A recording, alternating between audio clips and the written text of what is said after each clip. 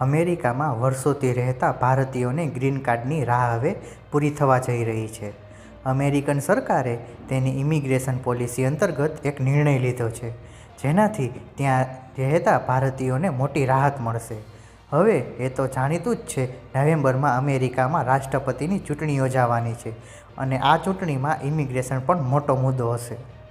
એવામાં હાલ જો બાઇડનની સરકારે અમેરિકામાં દસ્તાવેજો વિના રહેતા લોકોને સ્થાયી થવા માટે તેમને નાગરિકતા આપવા માટે એક નિર્ણય લીધો છે. આ સુવિધા parole in place policy of immigration હેઠળ આપવામાં આવશે.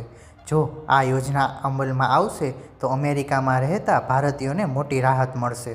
પેરોલ ઇન પ્લેસ પોલિસી એવા ઇમિગ્રેશન માટે હશે જેઓ અમેરિકામાં ગેરકાયદેસર રીતે રહે છે, પરંતુ અમેરિકન નાગરિક સાથે લગ્ન કર્યા છે. આનાથી તેમના માટે વર્કિંગ પરમિટ અને નાગરિકતા મેળવવાનું સરળ બનશે.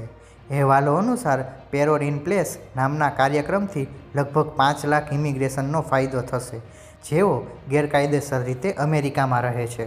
જો કે એવું પણ કહેવામાં આવી રહ્યું છે કે આ નવી યોજના અમુક શરતોને આધીન છે. ઉદાહરણ તરીકે, યુએસ નાગરિક સાથે લગ્ન કર્યા પછી ઓછામાં ઓછા 10 વર્ષ સુધી જ યુએસમાં રહેતા ઇમિગ્રેશનને જ નાગરિકતા આપવામાં આવશે.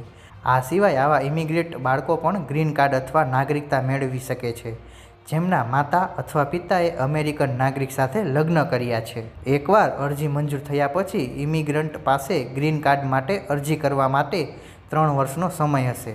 આ સમયગાળામાં તે કામચલાઉ વર્ક પરમિટ મેળવી શકશે. આ નિર્ણયથી અમેરિકામાં ગેરકાયદેસર રીતે રહેલા લોકોને ડિપોર્ટેશનથી રાહત મળશે.